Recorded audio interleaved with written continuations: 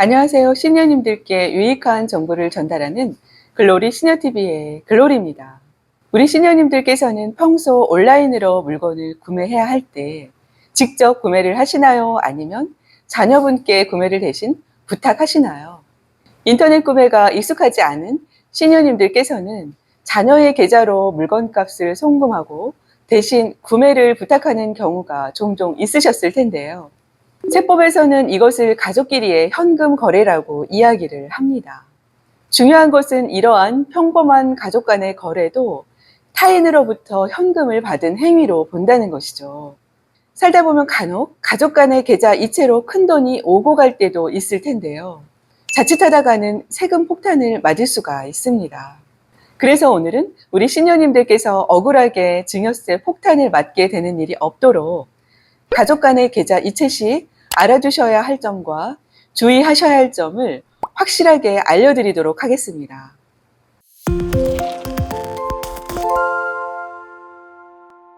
증여가 아니라고 해도 아닌 것을 증명하는 증빙 자료를 제출하지 못하면 무조건 아까운 내 돈을 세금으로 내야 합니다.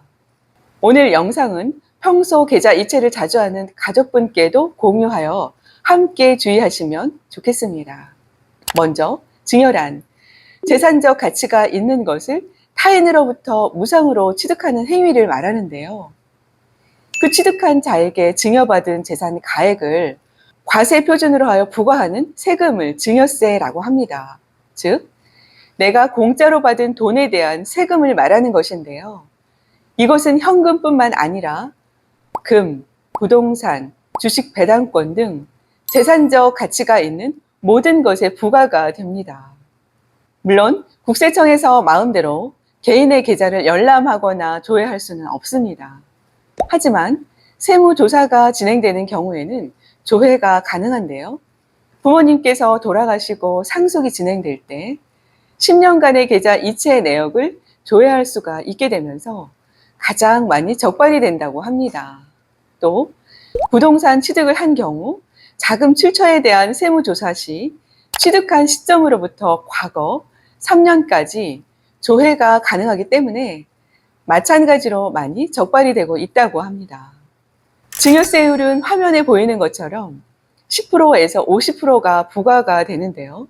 최소 10%라고 하더라도 결코 적은 금액이 절대로 아니기 때문에 증여가 아닌데 증여세를 내게 된다면 굉장히 억울하겠죠.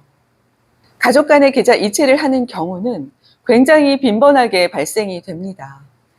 예를 들어서 대학교에 입학하는 손주에게 좋은 마음으로 용돈을 보내주었는데 자칫하면 증여세를 내게 되는 경우가 있습니다. 증여세법 46조에서는 사회통념상 인정되는 첫째 치료비, 둘째 피부양자의 생활비, 셋째 교육비는 증여세를 과세하지 않는다라고 되어 있습니다. 또 같은 법 시행령 35조에는 기념금, 축하금, 부의금 등 이와 유사한 금품으로 통상 필요하다고 인정되는 금품 등도 비과세 항목으로 구체적으로 직시하고 있습니다. 그렇기 때문에 일종의 축하금인 용돈을 주는 것 자체는 문제가 되지 않지만요. 중요한 것은 사회 통념상 인정되는 금액이어야 한다는 것입니다.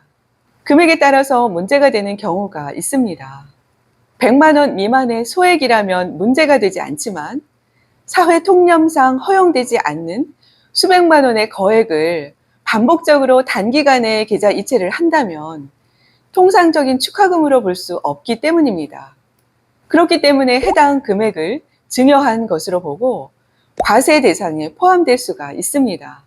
사실 이 금액의 명확한 기준이 법적으로 정해져 있지 않기 때문에 참 애매합니다. 또 이 금액적인 부분은 개인의 경제적인 상황, 즉 소득의 크기에 따라서도 그 기준이 달라질 수 있다고 합니다. 또 한 가지 알아두셔야 할 점은요. 부양 의무가 있는 사람이 부양 대상자에게 주는 형태가 되어야 한다는 것인데요. 즉 부양 대상자인 용돈을 받는 손주는 경제적 활동을 하지 않는 상태여야 한다는 것입니다. 그런데 배우자 간의 계좌 이체에 대해서는 예외입니다. 부부는 경제 공동체이기 때문에 전에 살펴본 부모, 자식 간의 계좌 이체와는 다르게 보는 것인데요. 자금 관리라든지 생활비 지급 등 실생활 속 여러 가지 이유로 계좌 이체가 이루어질 수 있기 때문입니다. 그렇기 때문에 배우자 간의 계좌 이체는 단순히 계좌 이체를 했다는 사실만으로 증여로 판단하기에는 무리가 있다고 합니다. 하지만 꼭 알아두셔야 할 점은요. 1년에서 수년치를 한꺼번에 이체하고 생활비다라고 할 경우 증여로 볼 수 있습니다. 또 계좌 이체를 한 뒤 재산적 가치가 있는 것을 취득하여 재산을 불린다면 마찬가지로 증여로 보고 소명을 하셔야 할 수도 있습니다. 하지만 요즘은 큰 돈이 움직일 때는 현금보다는 계좌 이체를 많이 이용하시죠. 그렇다면 앞으로는 어떻게 해야 할까요? 방법이 있습니다. 계좌 이체를 할 때 이체할 내용을 남기는 것입니다. 간단하게 어떤 이유에서 이체를 하였는지 몇 년 뒤에 보아도 기억할 수 있도록 통장 이체 내역 등에 명확하게 기재를 하는 것입니다. 예를 들어 5년 전 가전제품 구매를 아들에게 부탁하고 수백만 원을 입금하였는데 기록이 되어 있지 않다면 왜 이체를 했는지 나조차도 기억을 못할 수 있겠죠. 그렇기 때문에 증명을 하기가 굉장히 까다로울 것입니다. 왜 이체를 한 것인지 명확하게 표시가 된다면 증여가 아니라는 사실을 증명하기가 훨씬 수월할 것입니다. 오늘은 조금 전 어려울 수도 있는 가족 간 계좌 이체를 할 때 주의할 점에 대해서 이야기해 보았는데요. 억울하게 돈이 나가는 일이 없도록 주의하시면 좋겠습니다. 오늘도 영상 끝까지 시청해 주셔서 감사합니다.